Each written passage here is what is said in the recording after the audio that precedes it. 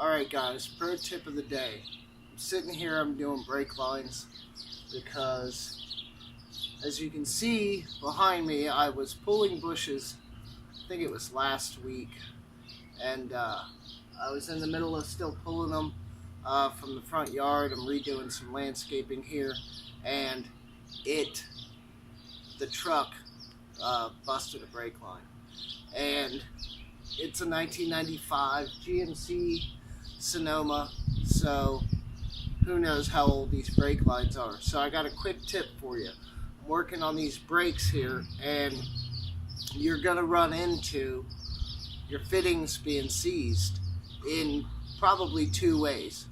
The first way is going to be the actual fitting is seized into whatever it's connected to, i.e.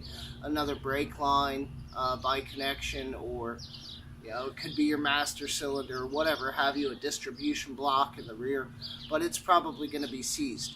Use PB Blaster a couple days before you plan on doing the work. Just soak the whole area. That's going to help. Also, pro tip. Where did I put it? Oh, it's over here off camera.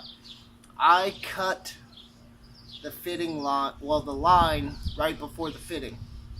That allows me to then use a socket wrench, hex head, 6-point, so that you're not going to round it off. You got the best grip possible on your fitting. You're more than likely not going to strip it out.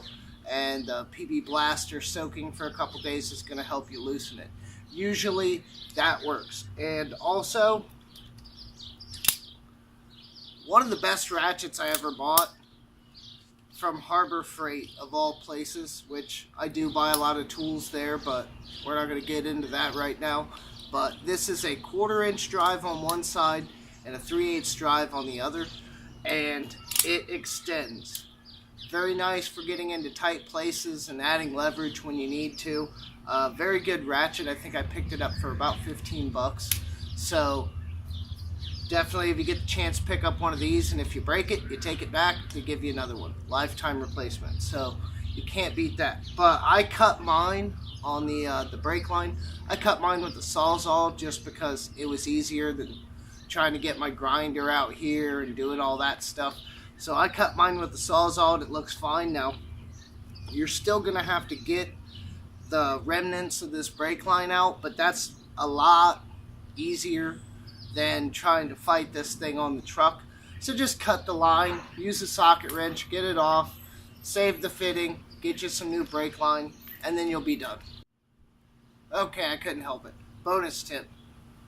To get the brake line out of the fitting, the little piece, the remnant that was in there, find the appropriate size drill bit. If you don't know, test a couple until it kind of they go through. Don't use those. Go with one that's gonna just barely start eating at the side walls of that line. Go from the end that has the threads, that's where the flare's gonna be, so go from the flare end, and then just slowly, very slowly, very carefully.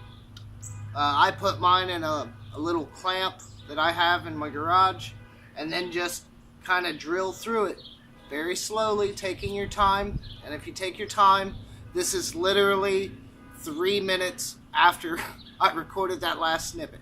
So 3 minutes, it's out, it's cleared, and we have one fitting done. Now we have to get the other fitting and then run the line, which hopefully I have a section. I'm hoping that it's long enough. If not, I'll have to run to the store tomorrow. But yes, drill through. Does a really good job. Actually kind of cleans up the inside a bit, and then you have saved your fitting relatively easily. Alright guys, there's my bonus tip.